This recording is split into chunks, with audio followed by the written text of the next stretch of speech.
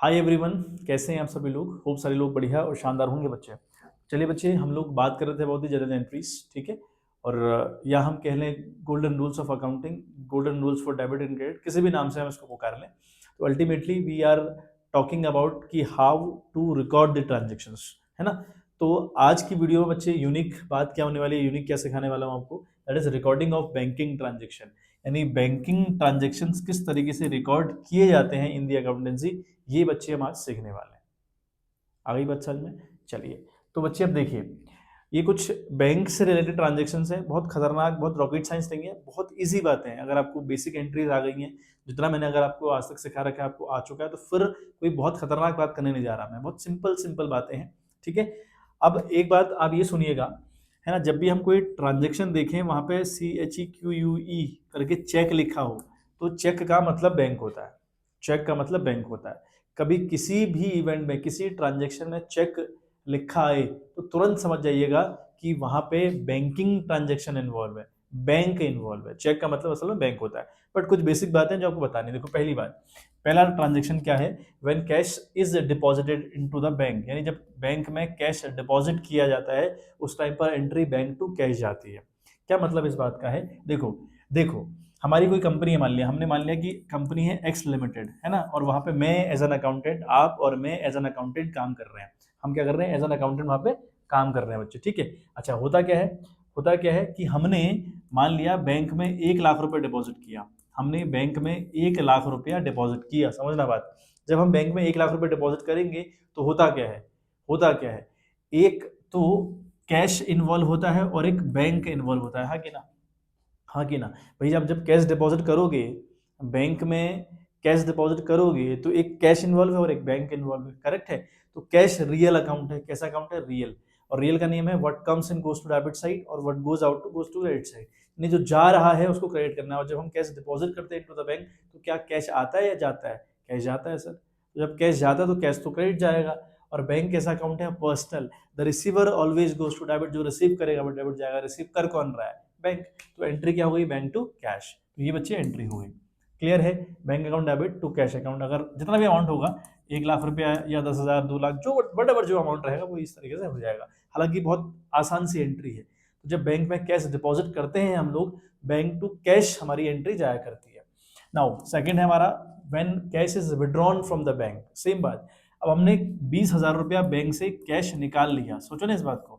जब हम 20,000 रुपये कैश बैंक से निकाल लेंगे, हम जब निकालेंगे तो हमारे पास कैश आएगा, आएगा कि नहीं आएगा। और कैश रियल अकाउंट है, what comes in goes to debit side, तो कैश अकाउंट डेबिट किया हुआ है, ठीक। दूसरा, वो कैश हमको किसने दिया, बैंक ने दिया। बैंक कैसा अकाउंट है, पर्सनल अकाउंट है। क्या नियम है, receiver always goes to debit and giver always goes to credit. जो देने वाला है वो क्रेडिट जाता है। तो भैया देने वाला कौन है, बैंक। तो निकालते वक्त कैश टू बैंक, जमा करते वक्त bank to cash. I hope clear हुआ होगा। नाउ थर्ड बात, कहता है कि when cheques, drafts etcetera receive from the customer are deposited into the bank on the same day. क्या मतलब हुआ, देखो बच्चे, इसका क्या मतलब हुआ, इस बात को समझना, इसका मतलब क्या हुआ। इसका मतलब क्या हुआ, है ना। इसका मतलब ये हुआ बच्चे, सोचो, एक एक्स है जिसको मैंने 1 लाख रुपए की सेल करी, ठीक है। एक एक्स है, मैंने जिसको 1 लाख रुपए की सेल करी, तो मैंने एंट्री करी X account debit to sales account. अब क्या करना हूँ समझ में आ रहा होगा, I think. X account debit किया 1 लाख रुपए से, टू सेल्स किया, ठीक। अब एक्स को अगर बेचा है तो एक्स पेमेंट भी करेगा। तो एक्स मुझे पेमेंट कैश में नहीं कर रहा, वो मुझे कैश देके नहीं जा रहा, बल्कि बल्कि क्या कर रहा है, यहाँ पे क्या लिखा है, when cheques and drafts etcetera receive from the customer are deposited into the bank on the same day. वो मुझे चेक दे रहा है, वो मुझे 1 लाख का चेक दे रहा है। क्या दे रहा है, 1 लाख का चेक दे रहा है। तो इस एक्स ने मुझे 1 लाख का चेक दिया, समझेगा इस बात को। मुझे इस एक्स ने 1 लाख का चेक दिया। अब अगर इसने मुझे 1 लाख का चेक दिया है तो मतलब बैंक की बात हो रही है। अब जब हम चेक रिसीव करते हैं, बहुत इंपॉर्टेंट बात, जब हम चेक रिसीव करते हैं तो सोचने वाला मुद्दा यह है कि हमने वो चेक सेम डेट में, यानी जिस दिन रिसीव किया वो चेक, बैंक में जमा किया, बैंक में जमा किया या बैंक में जमा नहीं किया, on the same day, on the same day. तो यहां ही कह रहा है, हाँ भैया ऑन द सेम डे वो बैंक में डिपॉजिट कर दिया गया, गया। तो उस टाइम पे एंट्री क्या होनी है, उस टाइम बच्चे एंट्री क्या होनी है, देखो, when cheques draft etcetera receive from the customers are deposited into the bank on the same day. तो एक्स ने मुझे 1 लाख का चेक दिया, मैंने वो सेम डे बैंक में डिपॉजिट कर दिया। तो अल्टीमेटली कैश किसने रिसीव किया? कैश किसने रिसीव किया? बैंक ने भैया। चेक के थ्रू तो किसने रिसीव किया? बैंक ने रिसीव किया ना। यस, तो bank will goes to debit side. ठीक है, टू कस्टमर्स पर्सनल अकाउंट, माने टू एक्सेस अकाउंट अगर एक्स है, टू महेश अकाउंट अगर महेश है, टू दिलीप अकाउंट अगर दिलीप है, टू प्रमोद अकाउंट अगर प्रमोद है, जिसका भी नाम होगा, मतलब टू कस्टमर्स पर्सनल अकाउंट। ठीक है, क्लियर है बात? बात क्लियर है या नहीं है? जल्दी बोलो। क्लियर है सर, वेरी गुड। नेक्स्ट देखो फिर, fourth one, when checks, drafts etc received from the customer are not sent to the bank on the same day। यानी कहानी अब क्या हो गई कि मैंने चेक रिसीव किया फ्रॉम दिस सेम पर्सन, इस एक्स से मैंने चेक रिसीव किया 1 लाख रुपए का, और वो 1 लाख का चेक बैंक में सेम डे डिपॉजिट नहीं हुआ। सेम डे डिपॉजिट नहीं हुआ, तो ये इंपॉर्टेंट है बच्चे, सेम डे डिपॉजिट नहीं हुआ। अगर वो चेक सेम डे डिपॉजिट नहीं हुआ है तो फिर तो मेरे पास सिर्फ वो चेक है ना, क्योंकि ये बैंक तो गया नहीं। अगर बैंक गया नहीं तो बैंक ने रिसीव भी नहीं करा। तो मेरे पास एक चेक है, मेरे पास चेक है, इस चेक को मैं चेक इन हैंड बोलता हूँ। क्या? मैं इस चेक को चेक इन हैंड बोलता हूँ। जब तक मैं उसको बैंक में डिपॉजिट नहीं करूंगा तब तक बैंक डेबिट नहीं जाएगा। अगर मेरे पास सिर्फ चेक आ रखा है, मैं उसको बैंक लेकर नहीं गया, तो this cheque will be called cheque in hand, है ना। What comes in? Cheque in hand.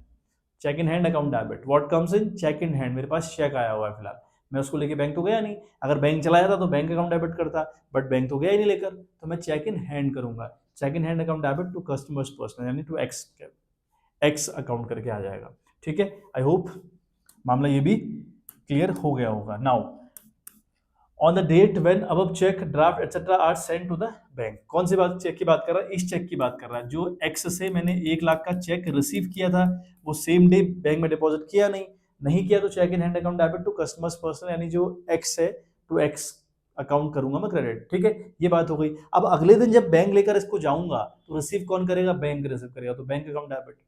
और क्या दिया मैंने बैंक को? Cheque in hand. जो मेरे पास चेक इन हैंड था वो दे दिया मैंने, चेक इन हैंड। और चेक इन हैंड यहाँ पर डेबिट क्यों किया? क्योंकि cheque in hand real account है भैया, चेक साफ साफ दिखता है मुझे, फिजिकली प्रेजेंट है। Cheque in hand what comes in में आया था, यहाँ पे व्हाट गोज आउट में चेक इन हैंड गया है आपका, इसलिए bank to cheque in hand. और ये दोनों एंट्री ना बच्चे, ये दोनों एंट्रीज बहुत इंपॉर्टेंट है। तो जब चेक रिसीव करते हो फ्रॉम द कस्टमर तो ये ध्यान रखा करो कि वो उसी दिन जमा कर दिया गया या नहीं करा गया। कर दिया तो bank to customers personal account, माने यहाँ पर in place of customers personal जो नाम आएगा जिसने चेक दिया होगा। और अगर आपने चेक रिसीव किया उसी दिन जमा कर दिया तो फिर आपका बैंक टू कस्टमर्स। ठीक है, नहीं किया cheque in hand to customer. अब ये जो चेक इन हैंड आपके पास आया, इसको लेके आप कुछ दिन बाद अगर बैंक जाओगे तो bank to cheque in hand. ठीक, क्लियर। चलो नेक्स्ट आपका छठा वाला है, when a customer directly deposited the amount in our bank account. मान लो एक्स था जिसको मैंने सेल किया था 1 लाख रुपए का सामान, तो 1 लाख रुपए का सामान मैंने एक्स को सेल किया था। ये क्या करा इसने 1 लाख रुपए चुपचाप मेरे बैंक के अकाउंट में डाल दिए, मतलब कंपनी के अकाउंट में डाल दिए। इसे मुझे इन्फॉर्म नहीं करा, या इन्फॉर्म करा भी तो वो कैश लेकर मेरी कंपनी में नहीं आया, ना तो मुझे चेक दिया ना मुझे कैश दिया। तो करा क्या फिर इसने? ये चुपचाप मेरे बैंक चला गया और वहां मेरे अकाउंट में 1 लाख रुपए डिपॉजिट कराया। अगर 1 लाख रुपए डिपॉजिट कराया तो कहीं ना कहीं बैंक ने रिसीव किए, receiver always goes to debit, तो भैया बैंक अकाउंट डेबिट कर दूंगा। देखो किया है बैंक अकाउंट डेबिट। दिया किसने? देने वाला कौन है? वो कस्टमर जिसको सेल करिए बनी एक्स टू एक्स। ठीक, चलो देखो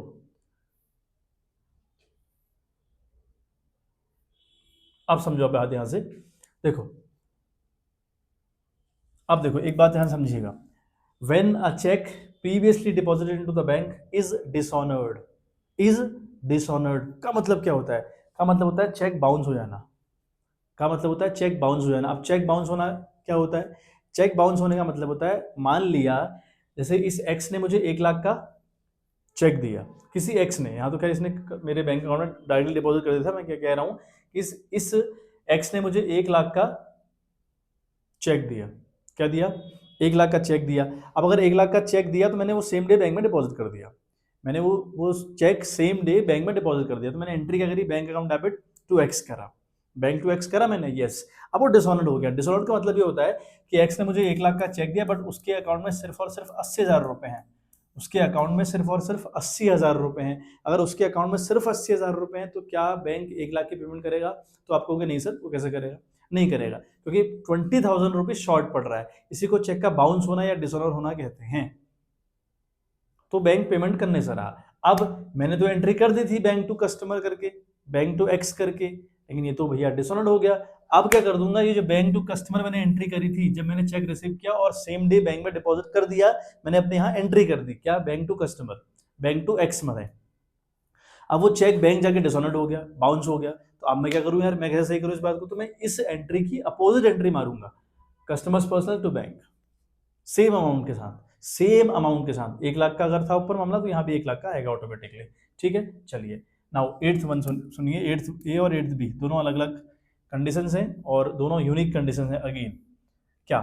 when a check is received from a customer and discount is allowed to him and if the check is deposited into the bank on the same day। माने जब आपने check receive किया from the customer, है ना, और आपने discounts को allow किया, बहुत इजी बात है। अगर आपने सेम डे डिपॉजिट किया है बैंक में, बैंक ने रिसीव किया, तो bank account debit, discount allow always goes to debit side to customers personal. ठीक है, ये तो खाली बताने की बहुत खतरनाक बात है नहीं। और यही वाला चेक अगर डिसऑनर्ड हो जाता है, यही चेक अगर डिसऑनर हो जाता है, बाउंस हो जाता है, तो ये जो एंट्री आपने करी ना बच्चे, ये पूरी एंट्री अपोजिट चली जाएगी। अपोजिट का मतलब होता है डेबिट वाले क्रेडिट चले जाएंगे, क्रेडिट वाला डेबिट चला जाएगा। यानी कस्टमर्स पर्सनल डेबिट, बाकी दोनों टू क्रेडिट, मतलब जो ऊपर डेबिट थे, बैंक डेबिट था तो क्रेडिट चला जाएगा, डिस्काउंट अलाउड डेबिट था वो क्रेडिट चला जाएगा। ठीक है, बहुत बढ़िया। 9th है आपका when payment is made by issue of cheque. जब आपने चेक के थ्रू पेमेंट करी, कोई पेमेंट आपने करी चेक के थ्रू, है ना, तो personal account to bank account, मतलब जैसे आपने मान लिया वाई से सामान खरीदा था और उसको 20,000 की पेमेंट करनी थी, तो आपने वाई को 20,000 की पेमेंट नहीं करी, बल्कि उसको चेक दे दिया।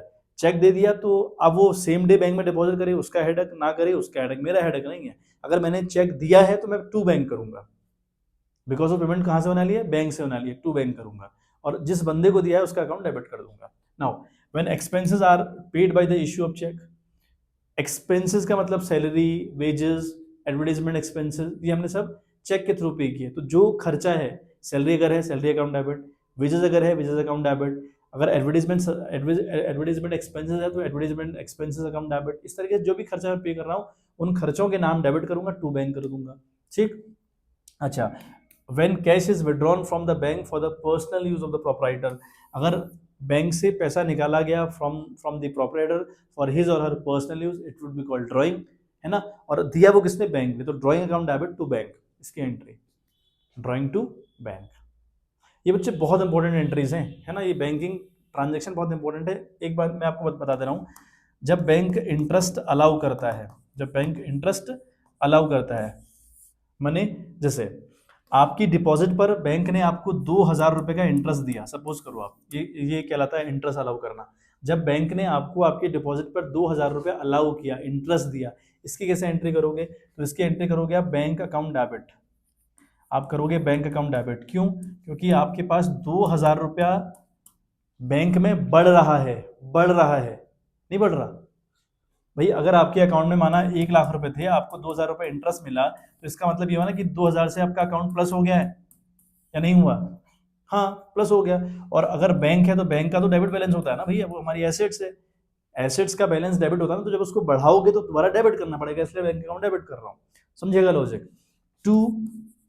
टू बैंक इंटरेस्ट, यहाँ पे लिख दूं to bank interest, to bank interest account credit चला जाएगा विद रुपीज सेम अमाउंट 2,000 रुपया। समझ में आ गई बात? समझ में आ गई? अच्छा। और जब बैंक चार्ज काटता है, जब बैंक चार्ज काटता है तो काटता है वो बैंक इंटरेस्ट के नाम से, बैंक इंटरेस्ट अकाउंट आपका डेबिट, जिस भी नाम से खर्चा होगा वो नाम डेबिट जाएगा। बैंक इंटरेस्ट अकाउंट डेबिट माना 1,000 रुपये उसने काटे हैं, 1,000 रुपये ये करोगे और करोगे टू बैंक, टू बैंक। हाँ, एक बात ये है कि किसी को शायद कंफ्यूजन हो रहा होगा कि बैंक जब रिसीव करता है डेबिट जाता है, जब बैंक पेमेंट देता है तो क्रेडिट जाता है, लेकिन जब यहाँ बैंक ने इंटरेस्ट दिया तो बैंक ने तो रिसीव किया ही नहीं, और जब यहाँ बैंक ने पेमेंट बैंक ने जब इंटरेस्ट चार्ज किया, इंटरेस्ट काटा, तब भी उसने कोई पेमेंट थोड़ी कर रखी है। तो ऐसा क्यों हो रहा है? प्रैक्टिकली बच्चे ऐसा ही होता है, प्रैक्टिकली ऐसे ही होता है। बैंक मुझे और खुद को अलग अलग तरीके से ट्रीट करा, दो इंडिविजुअल बॉडी की तरह ट्रीट करता है। बैंक मुझे और अपने को अलग अलग बॉडी की तरह ट्रीट करता है। जब उसने मुझे इंटरेस्ट दिया तो उसने मेरे अकाउंट में पैसा डिपॉजिट किया, माने बैंक ने रिसीव किया, ऐसा मान लो। तो bank account debit to bank interest. और जब उसने चार्ज काटा तो आपके अकाउंट से पैसा उसने विड्रॉ कर लिया, निकाल लिया, और जब निकलता है तो आपको माइनस करना पड़ेगा, तो इसलिए टू बैंक कर रखा है। आ रही बात समझ? ये भी आपकी दो बातें इंपॉर्टेंट हो गई। तो कुल मिला के 11 ये थे, 2 ये हो गए बच्चे। 13 ट्रांजेक्शंस आपको अच्छे से सीख लेने हैं, अच्छे से। आ रही बात समझ में? लो फटाफट ये स्क्रीनशॉट ले लो इनका, है ना, और अपने पास रखना ये स्क्रीनशॉट, ठीक। और जो मैंने कल 2 बातें ये बताई वो भी आप लिख लो, ठीक है।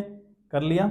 चलो तो बच्चे ये था about the banking transaction. I hope आपको क्लियर हुआ हो, और थोड़ा सा एफर्ट्स अपना भी लगाइएगा, है ना, थोड़ा दिमाग लगाने का प्रयास करिएगा। हालांकि क्वेश्चन करते करते आपको समझ में आ जाएगा, ऐसा कोई बहुत अनोखा नहीं है, पर ठीक है, ये बेसिक बातें जो आपको पता होनी चाहिए थी। ठीक है बच्चे, आज के लिए इतना ही, मिलते हैं आपसे इन द नेक्स्ट वीडियो। तब तक के लिए bye bye, have a good day.